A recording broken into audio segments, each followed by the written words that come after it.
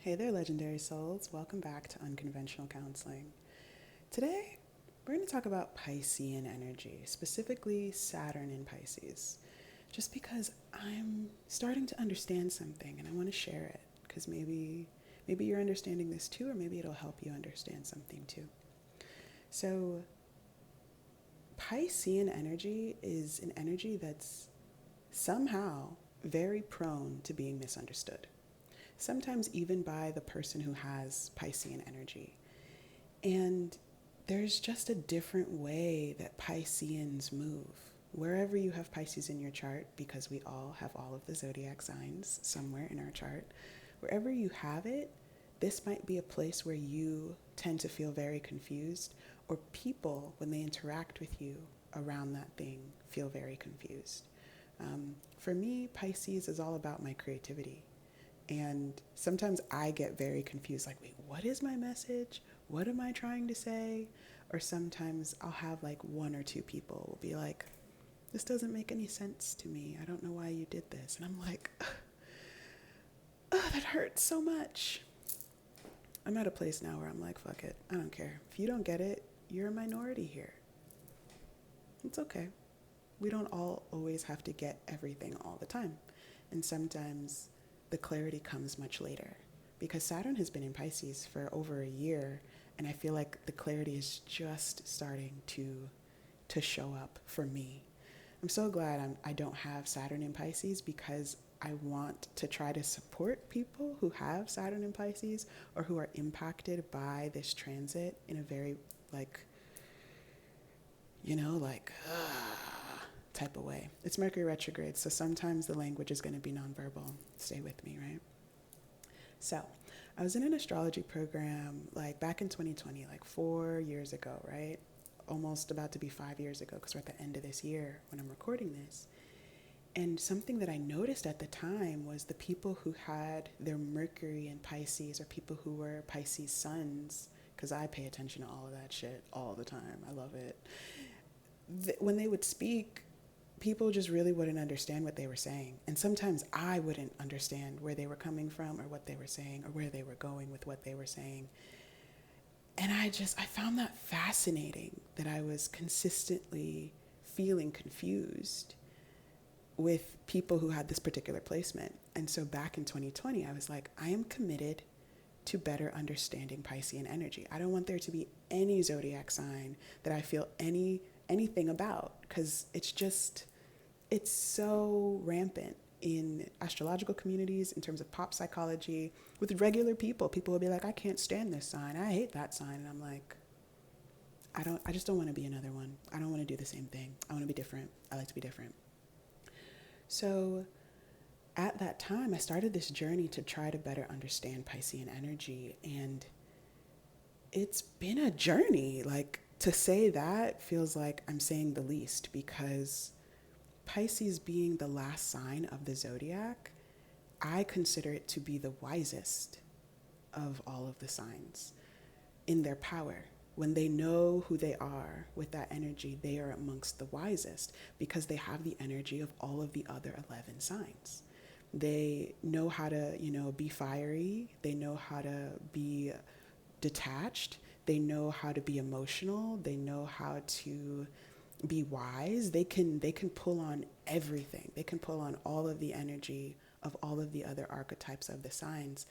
And I believe that when Pisces energy has experienced its sense of mastery, which is what Saturn in Pisces is attempting to do for anyone who has a Saturn in Pisces, but also for us collectively, I believe, it is this it is this way of us being able to be upgraded and up leveled in our empathy, in our ability to care for others, but also in our discernment, in our wisdom, and in our boundary setting, so that we can be whole beings all of the time. If we need to cry, but we're in a work meeting, we do that because we're human first. If we, need to end a particular relationship and we don't know how to do that other than just ghosting because there's a lack of reciprocity or communication or even just like a seeing of one another, we embrace it and we move forward and we just if we end a particular relationship or we create a lot of distance in a certain relationship, but there's still a lot of love there, we hold that love. We don't make up a new story and say that that person was X, Y, and Z to us. We're like, no, there's a lot of love. We just can't do it. And when there is that that deepening of understanding and connection, we go for it and we dive in, because what are we waiting for? And why do we have to be so logical when it comes to love and emotion, especially when your needs are really being met and there's reciprocity and there's respect and there's joy and there's romance and there's all of those things. All of those things feel like Pisces. It feels like Pisces in its power. And so something that I'm just getting to today, and maybe, I'll keep saying the things that come up as they come up over the rest of this transit over the next year plus. It's like another 14 or 15 months, Saturn will still be in Pisces. Something that I'm just getting to today is that Piscean folks that have Pisces energy, or wherever you have Pisces in your chart, is the place that you might feel the most overextended. It's the place where you feel the demands of other people, or you experience the expectations of other people, and it feels like in order for you to be the caring person, you have to rise to that demand, or you have to meet those expectations in order for the people to be well, or to love you or accept you, or to engage with what you're creating, or to want you around. It depends, right, where you have Pisces in your chart, or for your work environment to continue to give to you, or for you to feel purposeful in this world. It's like you feel like you have to go beyond yourself often, or sometimes all of the time, in order to get the sense that you belong in this world. I think I'm summing it up. I think I'm getting it. It's so hard to sum up Piscean energy, because it doesn't feel like an energy that is meant to be summed up. It feels like it is transcendent, unconditional love. It feels like it is, it's everything, right? It's everything. It has all of it within it at all times, or at any given time. And it is beyond time. And yet, it also needs time. You ever notice with Piscean energy, or folks who have it, or wherever you have it, you can't necessarily always do everything every day, or you can't necessarily do everything for the same amount of time every day. Like, there are some things you don't want to do every day. There are some things that you want to give some space to, you want to come back to, you want to return to when you feel it. And if you don't feel it, you don't want to do it.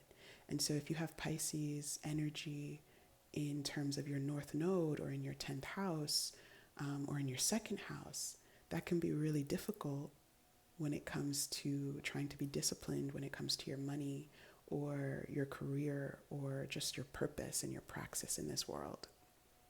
If you have Pisces in your first house, your fourth house, or your 11th house, or your 7th house, you in relationship, it can feel like, who am I all of the time? You might feel so deeply disregarded in moments when it feels so important for you to be regarded and considered. And then there might be times when you feel so completely seen, and you're like, why can't I just have that all the time? And it's because of what I just said. Piscean energy doesn't want to do everything all of the time. It wants to ebb. It wants to flow. It wants to have, grace. It wants to extend grace. It wants to take a break. It wants to do whatever it feels like. If you have Pisces in the 12th house, or the 8th house, or the 9th house, what else is or the third house even, it's like the way that you show up in community, because Pisces, I feel like, is oftentimes considered a very community focused energy. It's always thinking about others, like just constantly. It just, that's how it operates. It operates with a sense of mutuality. It operates with a sense of mutual respect. It operates in a way that is deeply considerate of others while considering self. It's like, well, if we are in relationship, then this is just how it is. I deeply consider you and you deeply consider me. And I feel like to have Pisces in those houses is often to recognize that that unspoken agreement that you are coming with is oftentimes someone wants to receive it from you, but they don't always want to hold up their side of that agreement. And because it's unspoken, it's hard sometimes to even bring language to or speak to the level of conflict, dis-ease, or tension that is coming up within you. And I just want to say, if you have Pisces in those houses, and if this resonates in any way, even if you have Pisces in other placements and this resonates, this is the time to bring language to those things. Because it is so difficult to bring language to those things, this is the time to say, you know what, the vibes are off. You know what, we're not good. You know what, I don't like you, or I don't like that you do that, or why do you do that?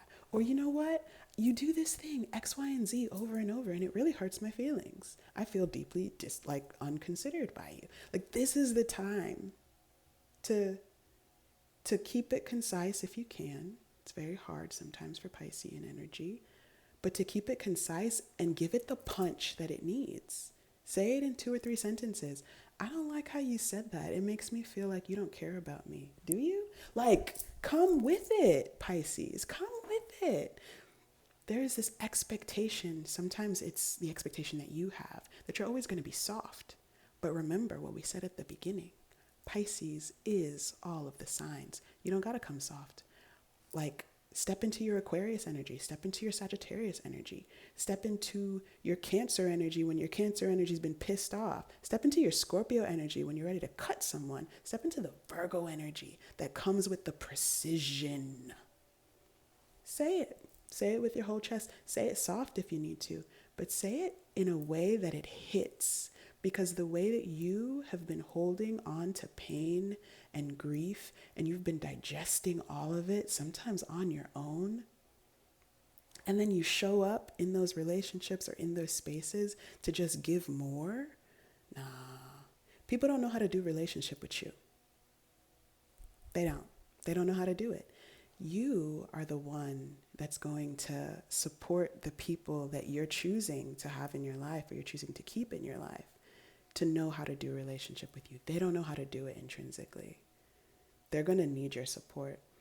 And I just wonder, I'm just curious, how much sweeter could it be for you that if you are going to extend some of this beautiful energy that you have towards other people and towards being in a relationship with other people, you extend that energy for them to know how to treat you better, instead of you extending that energy for them to feel like what they're doing is okay. It's not okay.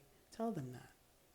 You know, I accept you or whatever, but that shit you did, that's some bullshit. Tell them.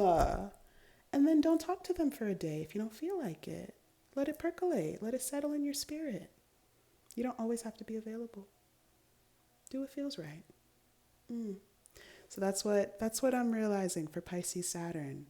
This is what feels like mastery. It feels like honoring the petty parts of you. It feels like honoring the parts of you that want to throw a little tantrum while still being considerate of other people and being in relationship with them. Say the thing. Why the fuck not? They're not going to know anyway, because they don't understand. They don't understand the level of love and grace that you have in your heart for them, or even for humanity. They don't understand. So I'm really excited for some people to start to be told off, you know, with love. I think you can do it. All right, I'll catch you in the next one. Bye.